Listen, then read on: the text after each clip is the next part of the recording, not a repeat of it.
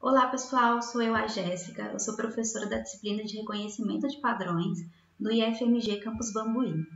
Essa aula de hoje a gente vai falar sobre algumas das definições básicas de reconhecimento de padrões. É uma aula bem breve, porque é um resumo do conteúdo que a gente viu pré-quarentena. Então vamos lá. Os principais tópicos abordados serão a definição, como o computador reconhece esses padrões, o modelo básico de um sistema de reconhecimento de padrões, a definição formal e definições básicas, como classe, amostra, objeto, atributo, vetores de atributo e a descrição desses atributos. Nós, seres humanos, a gente tem uma facilidade muito grande de reconhecer padrões, né? A gente, pelo nosso repertório, a gente junta diferentes aspectos e faz o reconhecimento. Então, por exemplo, a gente consegue reconhecer rostos, entendemos palavras, lemos livros, identificamos a chave do portão apenas pelo tato, né?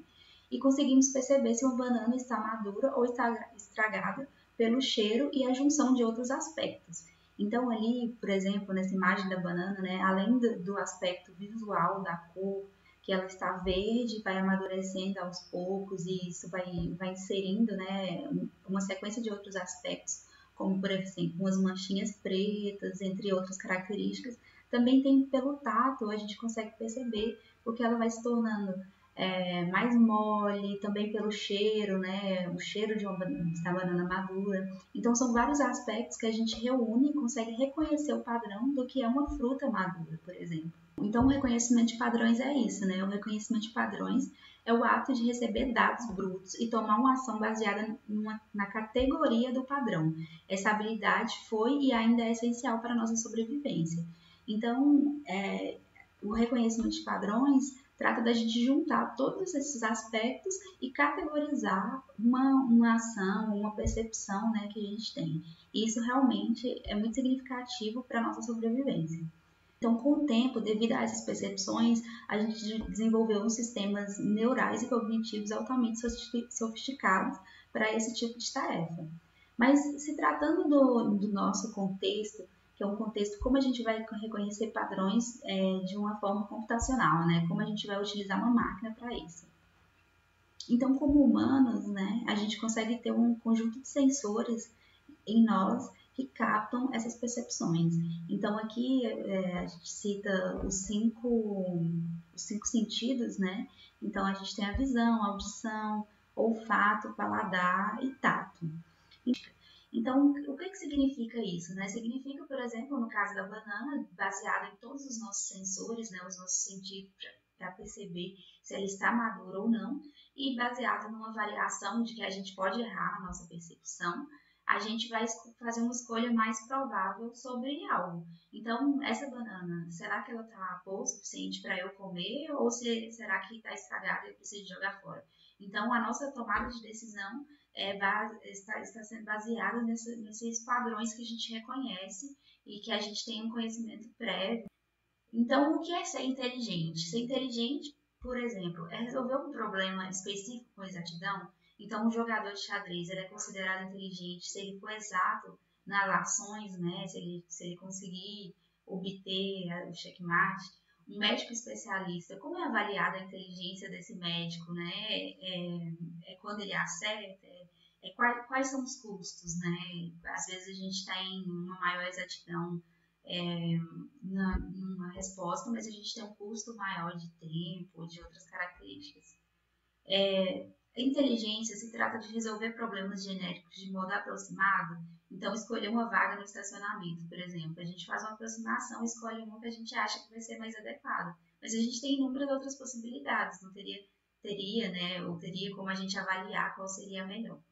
Ter muito conhecimento, é saber tudo, é saber sobre todos os assuntos, é tocar um instrumento, falar línguas, jogar bola bem, é ter conhecimento sobre as plantas, sobre a lua, que aspectos, né, que vão ditar o que é inteligente. Então, em geral, o reconhecimento de padrões, aqui ficou repetida essa frase, mas é o que estava escrito, né, na primeira ali, que é sobre o reconhecimento de padrões, né, baseado em ter uma resposta mais razoável sobre determinada entrada.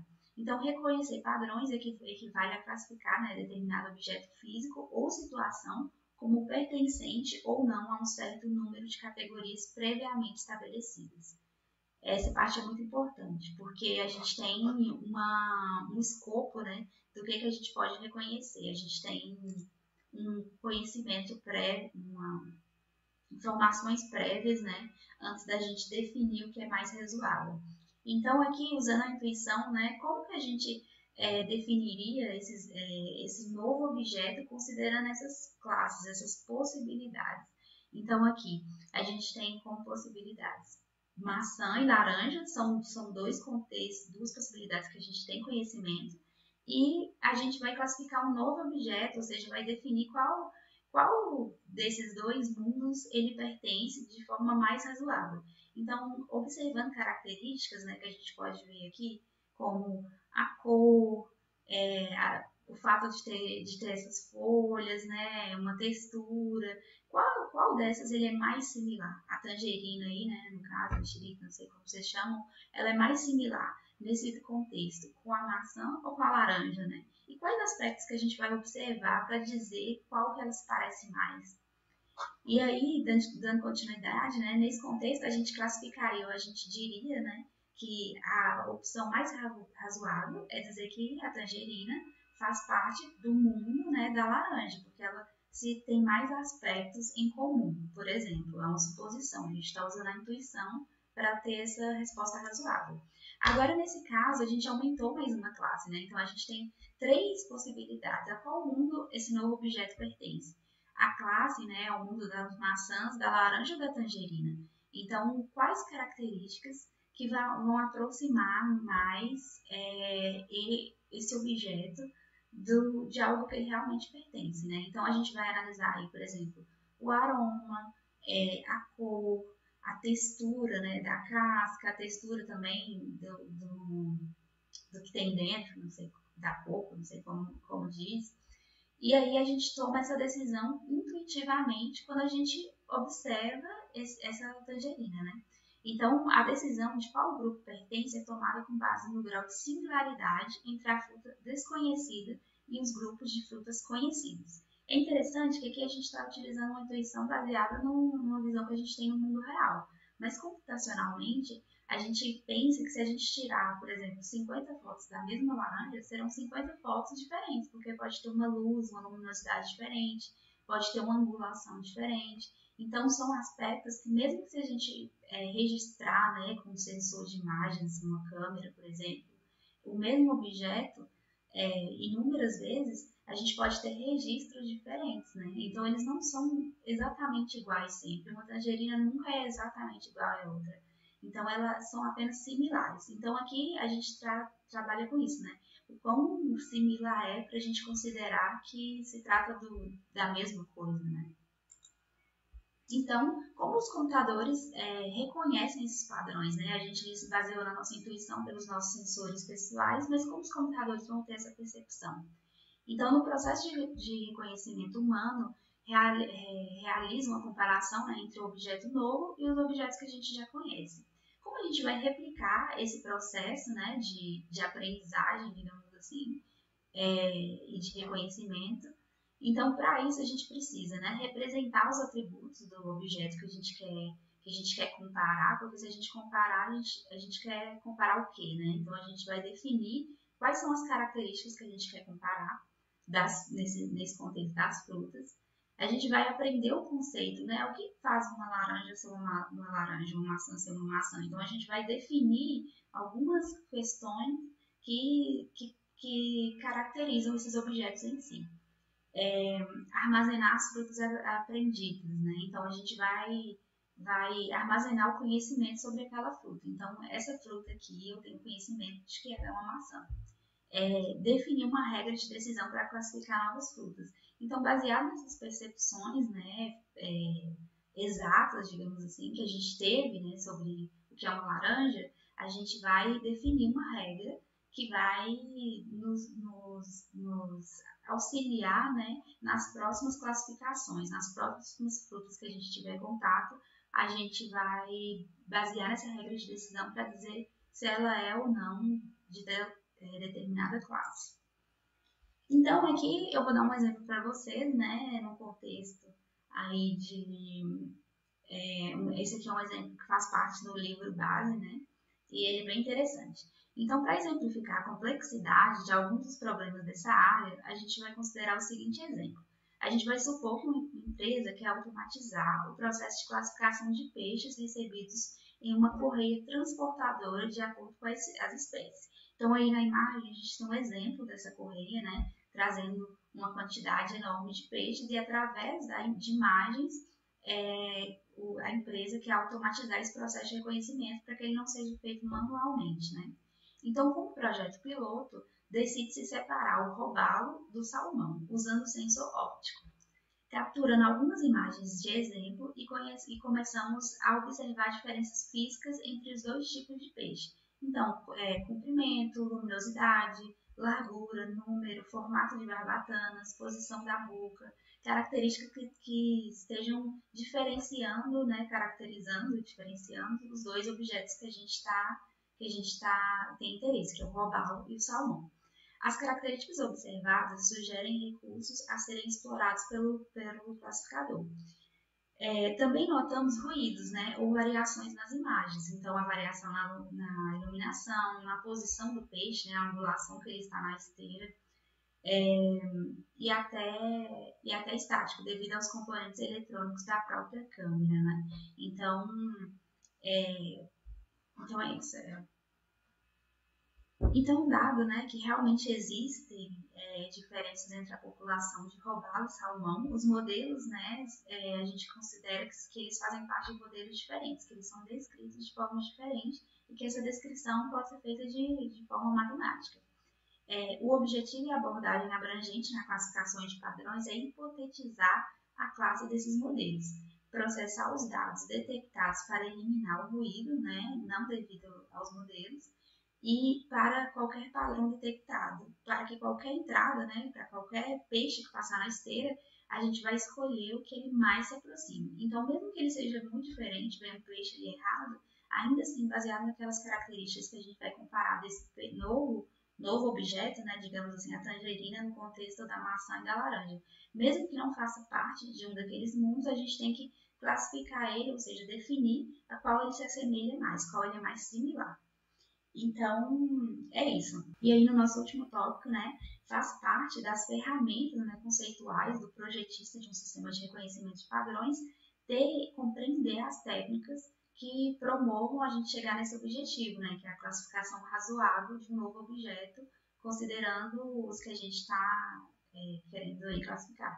Então, aí a gente tem as imagens, né, de um robalo e de um salmão. A gente, visualmente, pela nossa intuição, a gente consegue perceber que eles têm características diferentes, como a cor, o formato da boca, o comprimento aí das barbatanas, acho que esse é o nome, né? Não lembro. Algumas características que são diferentes entre eles. Até o formato em si, né, também é diferente. E aqui a gente tem um modelo básico, né, da construção de um sistema de reconhecimento de padrões. Então, dado que existem diferenças entre a população de robalo e de salmão, os modelos são vistos como tendo modelos diferentes, descrições diferentes que são tipicamente matemáticas. Então, como que a gente vai transformar, né, desde da imagem a mensurar isso, né, de forma matemática e até avaliar se a classificação é boa ou não? Então, aí, no primeiro passo aqui, né, a gente vai ter um sensor, que nesse caso a gente está tratando de uma câmera, né? Eu coloquei aqui embaixo, não está muito correspondente, né? Mas aqui a gente tem o objeto. O primeiro passo aqui é um sensor, que vai capturar, né, essas características, no caso as características visuais, a imagem, né, dos peixes. Mensurar. Então, a gente precisa ter uma forma, algumas técnicas, né, para mensurar características através das imagens. Então, a partir dessa imagem que a gente tirou, a gente consegue perceber, registrar, né, por exemplo, o comprimento da barbatana, o comprimento da boca, da abertura da boca, cores, um padrão de cor, um padrão de textura, até mesmo o formato em si. Então, a gente tem um conjunto de características, né, que a gente quer transformar elas em número para que a gente possa computacionalmente comparar com outros. Então, a gente vai fazer esse processo aqui no processo de extração de características. É uma área, né, da computação que estuda essas formas de extração de características e que faz parte de diversos domínios, né? Então, a gente, inclusive, são considerados domínios de dados complexos, né? Que fazem parte de dados que são representados não apenas de forma numérica ou textual.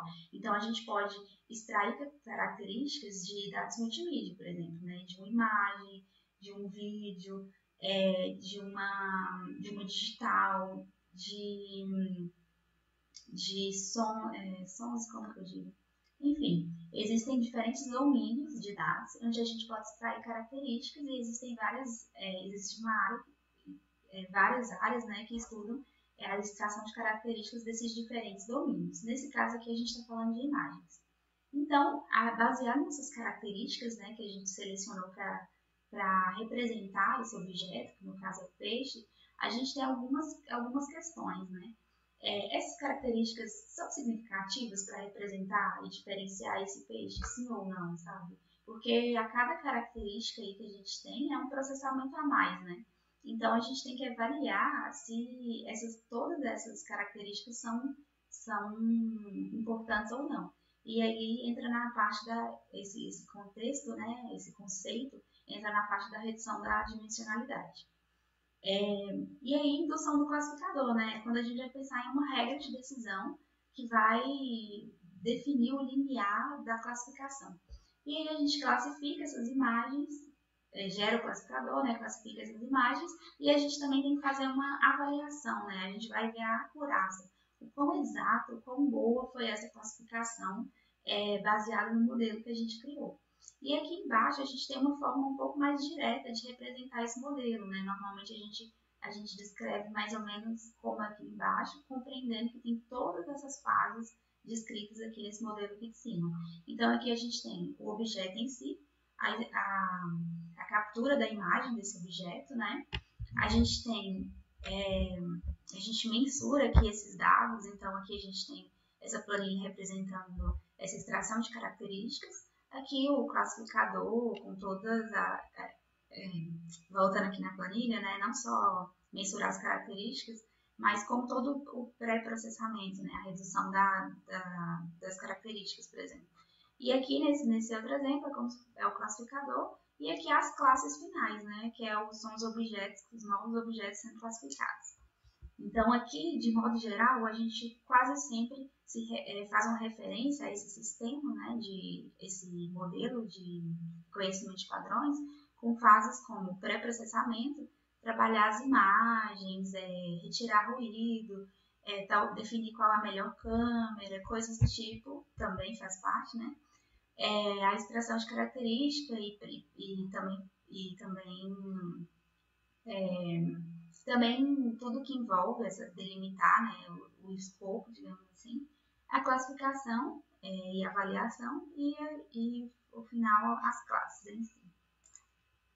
Então, o sistema de classificação, nesse específico, né, nesse exemplo específico, o sistema de classificação de peixes, o pré-processador pode ajustar automaticamente o nível médio da luz ou limitar a imagem para remover o fundo da correia transportadora e assim por diante. Então, isso vai melhorar depois o processo de classificação. Por que isso é importante?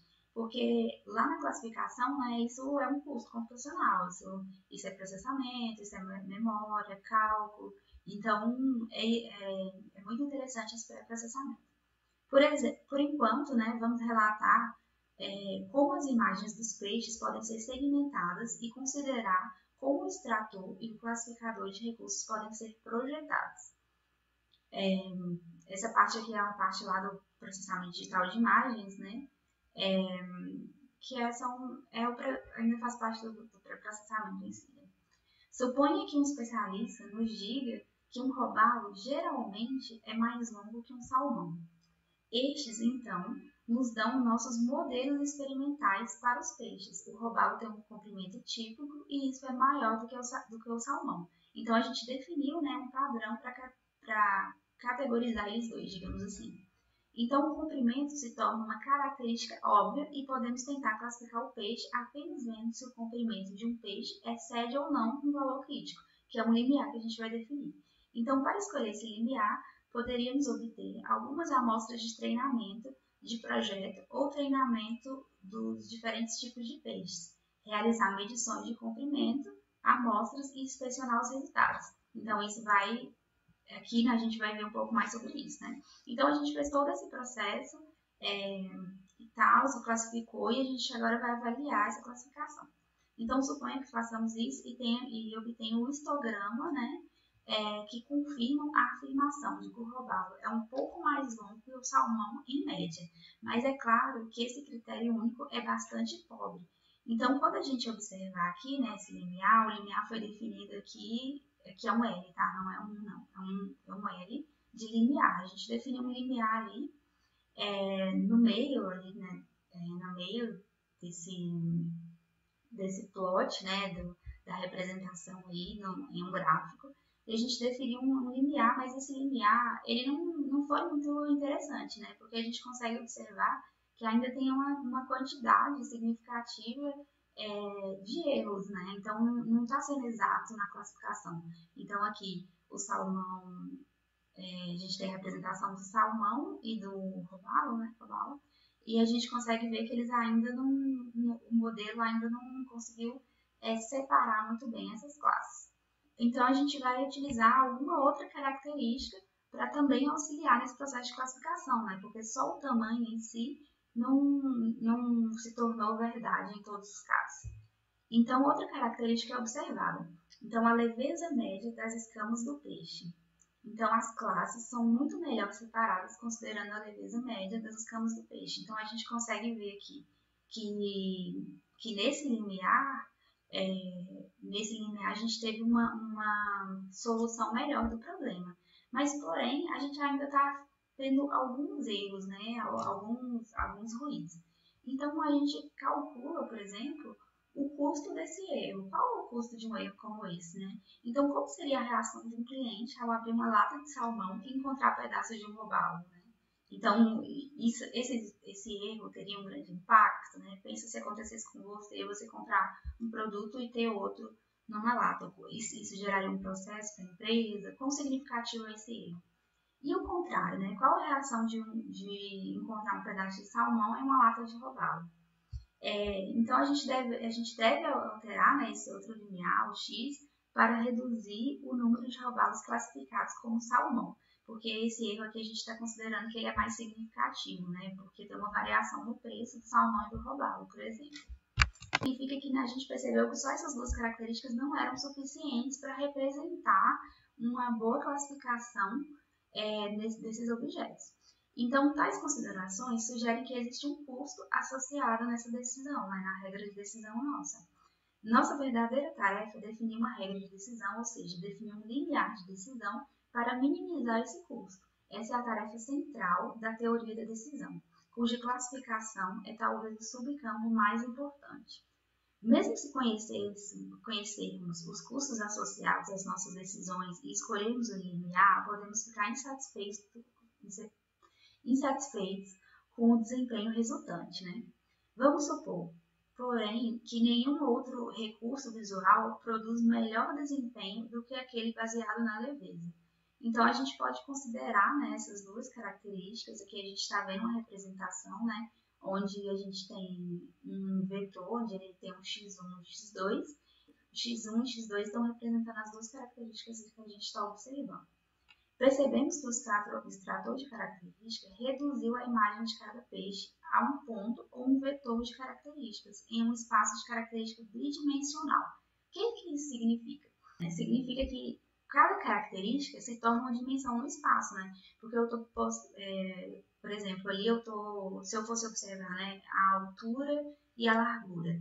Isso seria um eixo X, um eixo Y, né? E quando eu plotasse isso em um gráfico, ele se tornaria um objeto, né, um ponto em um gráfico. E esse ponto, ele tem duas dimensões, que são as duas características que eu observei. Mas se eu observasse mais coisas, né? Se eu observasse a leveza, a luminosidade, a largura, a altura, então cada característica se torna uma dimensão, né? Uma dimensão do espaço, isso é significativo. Mas vamos continuar aqui no exemplo. Nosso objetivo passa a ser definir regiões para esse espaço bidimensional, né? Que certamente estão apenas uma espécie de um peixe.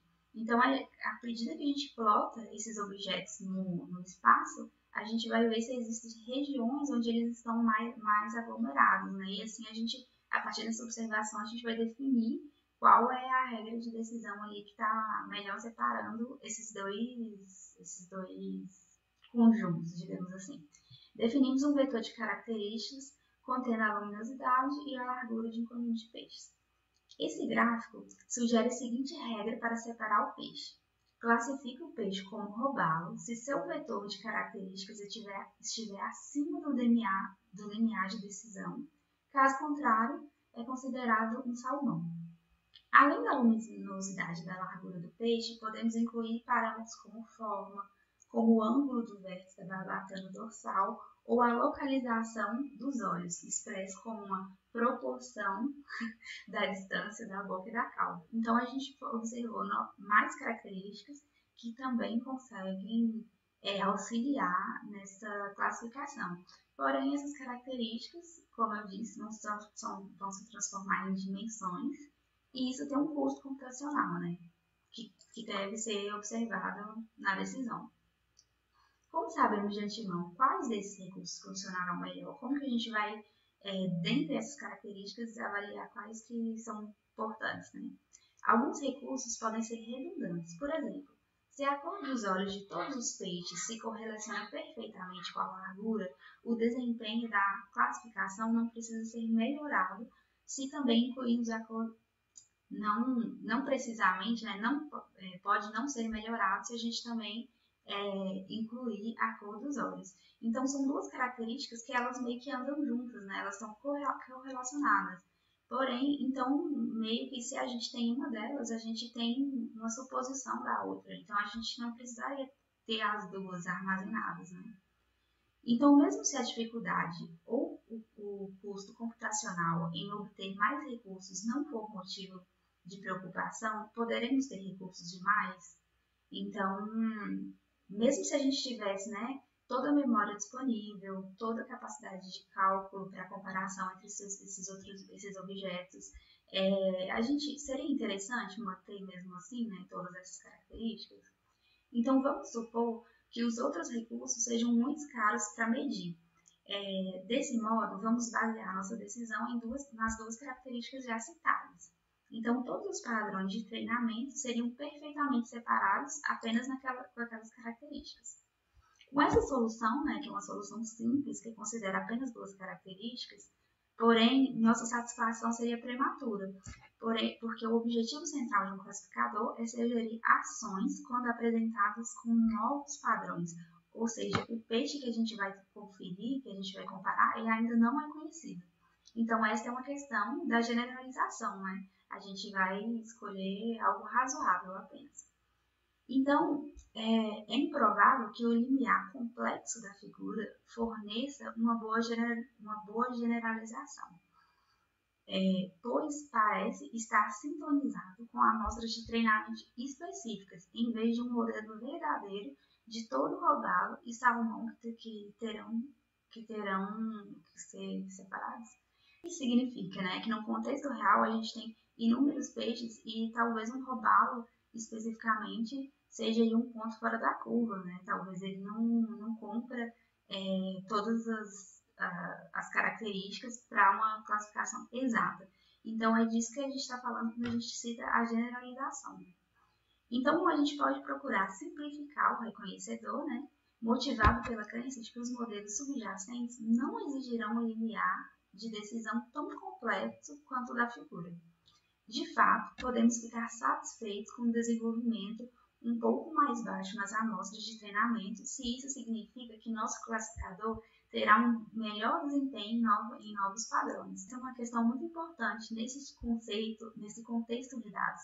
Às vezes, a gente desenvolve uma ferramenta que se tem um bom resultado em diferentes contextos. E isso é muito significativo, mais do que ter um maravilhoso resultado em um contexto só. Então, essa é uma característica que a gente avalia, né? É uma coisa que a gente considera. Então, a gente obteve uma classificação razoavelmente bem sucedida, né? Então, agora a gente está vendo uma definição formal de um sistema de reconhecimento de padrões. Então, o que acontece? A gente precisa de um número finito de classes, né? A gente não está tentando categorizar baseado em infinitas possibilidades. A gente tem alguns padrões, como no caso da maçã e da laranja, a gente tem duas classes possíveis para classificar um novo objeto, independente se o objeto faça parte ou não de uma daquelas, né, digamos assim. Um número finito, né, de objetos por classe, porque também a gente tem, até pela capacidade, né, de cálculo, então a gente tem, esses números são finitos. Então, um número finito também de atributos, né, de características que vão representar numericamente o objeto. Um mecanismo de memória ou aprendizado, né, então a gente vai ver que a gente tem diferentes formas de aprendizado. E uma regra de decisão para classificar os novos objetos, a gente também tem diferentes algoritmos aí, e um critério de avaliação do classificador. Então, basicamente, a gente está vendo aqui a composição do que abrange a nossa disciplina, né? São todos esses tópicos, a gente vai passar por tudo isso para compreender um sistema de reconhecimento de padrões. Então, aqui são algumas definições básicas, né, de alguns termos que a gente vai usar a partir de agora, que é a classe, que se trata de um conjunto de objetos que compartilham um conjunto de características similares entre elas. Então, são características que são comuns a todos eles, né, a todos os objetos que pertencem àquela classe. Um objeto ou amostra, a gente está falando sobre um único exemplar, né, então a gente está falando de um objeto específico, um único salmão, por exemplo. Atributos, né, feature ou características, a gente está falando sobre essas características ou propriedades que representam esse objeto. E o vetor de atributos, a gente está falando de um conjunto desses atributos, né, que representam um objeto em si, um objeto específico. Aqui, né, sobre atributos, só para fixar um pouco melhor, né, a gente tem aqui essa visão, né, da representação de três imagens da Floriris, né, a gente conhece esse conjunto de dados, é um exemplo muito usado nessa área, né, de IA e tal, é um conjunto que a gente já tem uma familiaridade, e a gente tem a representação aqui dessas três flores, e aqui a gente tem um exemplo onde essas três flores têm quantidades de características diferentes, né? Então aqui, essa primeira ela está indo de x1 até xm, a segunda de x1 até xn e a terceira de x1 até xp. São diferentes características que foram aí plotadas, fazem parte de um espaço, né? Um espaço métrico, onde elas estão plotadas. Então aqui embaixo a gente tem essas bolas, né? Esses pontos, representando objetos plotados em um gráfico, onde a gente consegue ver que alguns objetos estão mais similares do que os outros. E também a gente tem uma representação aqui do lado, que é um vetor de características, né?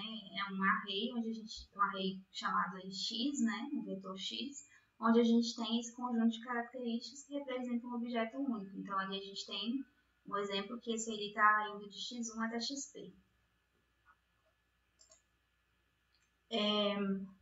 Aí, só pontuando também que esse vetor de atributos, ele pode sofrer da maldição da alta dimensionalidade, né? Que é uma característica que é quando a gente tem atributos demais para representar um objeto, a ponto desses atributos não mais ajudarem, sim a começar a atrapalhar. Então, a gente utiliza o termo, né, que é degradar. A gente acaba degradando o desempenho, né? A gente chega no ponto ótimo que a partir dali começa a ter um impacto negativo o fato de ter várias dimensões que nesse caso são características, porque cada dimensão representa uma característica no espaço, né? Então aqui é isso que a gente tem representado, né? A gente tem um ponto aqui e aqui a gente tem 3 dimensões desse ponto. Voltando lá naquele nosso primeiro exemplo, né? O desafio aqui nesse momento é quais atributos escolher para a representação de um objeto que a gente tem interesse. A gente também é importante definir quais atributos são inadequados, né? Para que não tenha um impacto aí nas dimensões, na adição de dimensões nos cálculos. A gente também trabalha com a ideia de atributos correlacionados, como eu citei anteriormente, né? Por exemplo, aí a gente tem o raio, o comprimento, a circunferência, então eles estão relacionados, então a gente não precisa, por exemplo, armazenar e comparar sempre os dois, porque eles seguem uma mesma direção, digamos assim. Então, outra característica, o preço do produto e a quantidade de imposto pago por ele. Então é isso, pessoal. Nessa aula a gente viu, né, o que define um sistema de reconhecimento de padrões e alguns dos principais conceitos que a gente vai sempre abordar de agora em diante. Na próxima aula a gente vai ver os tipos de aprendizagem. Agradeço para quem assistiu até aqui e vamos para a próxima aula.